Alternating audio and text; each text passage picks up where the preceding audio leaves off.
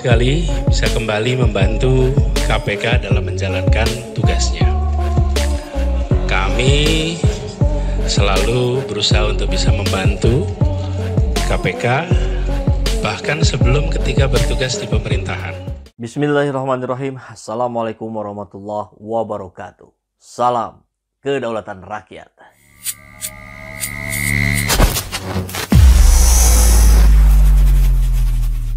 Sahabat semua, luar biasa ya, kemarin 7 September drama KPK. Pak Anies Baswedan dipanggil KPK. Konon katanya begitu ya, kita dengar di berbagai media membahas itu. Tapi sebenarnya ternyata diundang. Itu kan cukup berbeda, diundang dengan dipanggil. Kalau dipanggil itu kan ada kekuasaan yang lebih besar gitu. Tapi kalau diundang, ada kepentingan, ada keperluan dari KPK untuk mendapatkan informasi dari Pak Anies Baswedan. Dan kita lihat bagaimana dengan jiwa kesatrianya, beliau datang di panggilan pertama. Berbeda dengan orang-orang yang lain yang dipanggil KPK. Itu harus yang kedua, yang ketiga, bahkan harus ditangkap dulu. Ini jelas tidak. Beliau datang sendirian, tidak didampingi ajudan, asisten kiri kanannya. Sampai situasinya memang agak cukup menyedihkan kemarin ya. Kita berharap Pak Anies tidak sendirian. Tapi rupanya, saya kira sekitar 12 jaman mungkin ya, Pak Anies berada di dalam gedung KPK. Menyampaikan segala seluk-beluk A sampai Z-nya tentang perencanaan sampai pelaksanaan event Formula E. Dan rupanya kawan-kawan saya pun yang domisilinya di dekat-dekat Jakarta hadir di sana menunggu di luar gedung KPK. Luar biasa. Militan sekali ini. Dan akhirnya malam jam 8, jam 9 barangkali ya, kurang lebih jam segitu, beliau keluar dari gedung KPK. Dan tentu sudah disambut dengan puluhan wartawan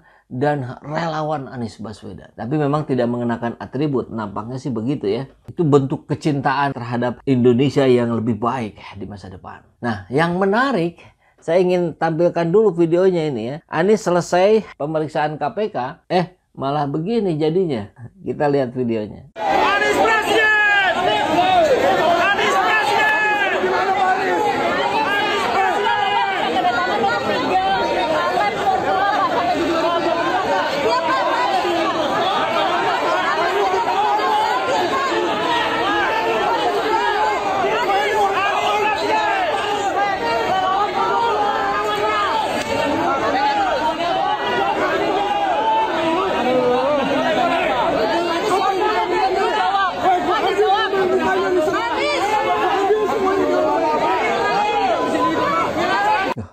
Luar biasa ya, dikerubuti banyak sekali orang, tapi yang muncul adalah teriakan Anies Presiden, Anies Presiden. Ini saya kira bentuk kecintaan rakyat Indonesia terhadap Anies yang juga berharap menjadi presiden di 2024. Dan soal dipanggilnya Pak Anies ke KPK, tentu ini membuat interpretasi yang bermacam-macam, yang berbeda-beda. Dan tentunya lebih banyak yang menyimak ini sebagai sebuah ajang untuk menjegal Anies menjadi capres. Ya, saya tahu, saya pernah mendengar selintingan ya, kalau deklarasi koalisi dari partai-partai untuk mengusung Anies sebagai capres itu mau dipercepat. Tapi tentu dengan situasi seperti ini ada ya minimal satu partai lah ya yang masih menimbang-nimbang ini bagaimana Pak Anies clean atau tidak gitu ya, bersih atau tidak. Dan saya yakin kalau dua partai lainnya yang sudah berencana mengusung Anies Baswedan itu sih sudah 100% keyakinannya bahwa Anies adalah seorang yang bersih. Dan kita lihat saja bagaimana pidatonya. Kita jadi mundur sedikit ya. Tadi kan Pak Anies ketika akan berjalan menuju pulang ke rumahnya, walaupun sebetulnya bukan pulang juga, nggak langsung pulang. Konon katanya beliau menghadiri sebuah acara di yayasan Raudatul An'am apa gitu, saya agak lupa juga. Mudah-mudahan kita dapatin videonya ya. Nah, kalau mundur sedikit ke belakang beberapa saat sebelumnya, itu kan ada pidato Anies Baswedan kepada wartawan sesaat setelah keluar dari gedung KPK. Kita simak videonya. Senang sekali bisa kembali membantu KPK dalam menjalankan tugasnya. Kami selalu berusaha untuk bisa membantu KPK, bahkan sebelum ketika bertugas di pemerintahan. Ketika kami bertugas di kampus, kami menjadikan mata kuliah anti korupsi sebagai mata kuliah wajib. Dan satu-satunya kampus yang menjadikan itu mata kuliah wajib. Ketika KPK membentuk komite etik dan kami diundang, kami siap membantu menjadi Ketua Komite Etik KPK. Ketika dibentuk tim 8, pada masa itu saya diundang, saya tangan sanggup membantu KPK. Ketika bertugas di pemerintahan di Jakarta, kami pun membentuk Komisi Pencegahan Korupsi Ibu Kota untuk membantu tugas pencegahan korupsi. Dan alhamdulillah hari ini diundang untuk membantu, kami pun hadir untuk membantu menjalankan apa yang dibutuhkan oleh KPK. Jadi tadi kami diminta untuk memberikan bantuan keterangan dan sudah disampaikan.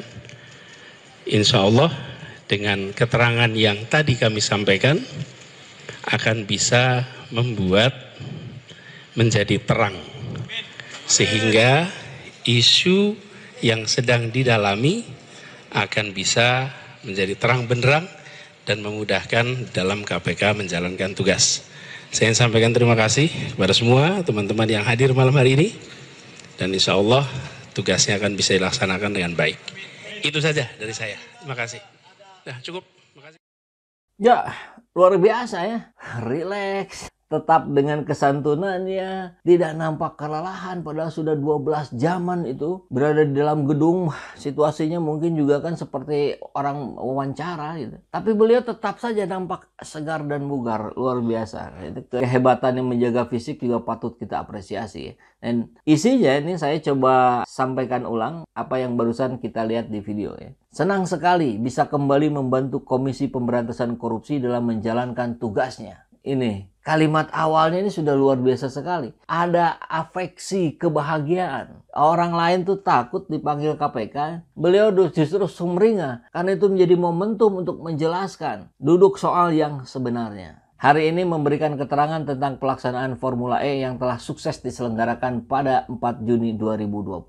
Kami selalu berusaha untuk bisa membantu KPK, bahkan sejak sebelum bertugas di pemerintahan. Ini kronologi Anies Baswedan ketika berkaitan dengan KPK ya. Ketika menjabat sebagai Rektor Universitas Paramadina, kami menjadikan mata kuliah anti korupsi sebagai mata kuliah yang wajib diikuti oleh semua mahasiswa. Ya, beberapa buku pelajaran tentang anti korupsi itu untuk peruntukan mahasiswa memang beredar di banyak tempat, di hampir seluruh Indonesia. Tapi ketika itu dijadikan mata kuliah wajib, saya kira memang yang pertama minimal itu yang dilakukan oleh Universitas Paramadina. Pada tahun 2009, kami diminta Presiden untuk membantu KPK sebagai anggota tim 8. Ini lihat luar biasa ya bahasanya. Padahal beliau satu orang.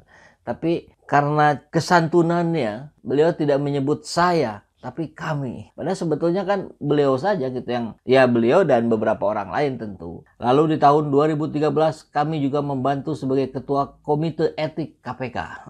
Kami lagi. Ketika bertugas di Pemprov DKI, kami pun membentuk Komisi Pencegahan Korupsi Ibu Kota untuk membantu pencegahan korupsi. Jadi niatannya sudah clear dari awal, kemudian diproses dengan cara yang benar. Ya. Sehingga ketika ada soal-soal yang seperti ini, ya tidak ada kekhawatiran. Ya. Alhamdulillah hari ini kami diundang untuk membantu. Kami selalu siap hadir untuk membantu apa yang dibutuhkan oleh KPK. Insya Allah dengan keterangan yang kami sampaikan tadi akan bisa membuat menjadi terang. Sehingga isu yang sedang dialami akan bisa menjadi terang, benderang, dan seterusnya, dan seterusnya. Ya inilah kalimat seorang pemimpin yang berani mengambil tanggung jawab. Yang berani hadir datang di panggilan pertama. Dengan bahasa tubuh yang tetap menunjukkan kepercayaan diri. Ya kita lihat orang-orang yang dipanggil KPK rata-rata gimana postur tubuhnya. Menunduk, pakai topi. Ini kan tidak pakai baju dinas gubernur. Datang dengan kepala tegak, keluar dengan kepala tegak.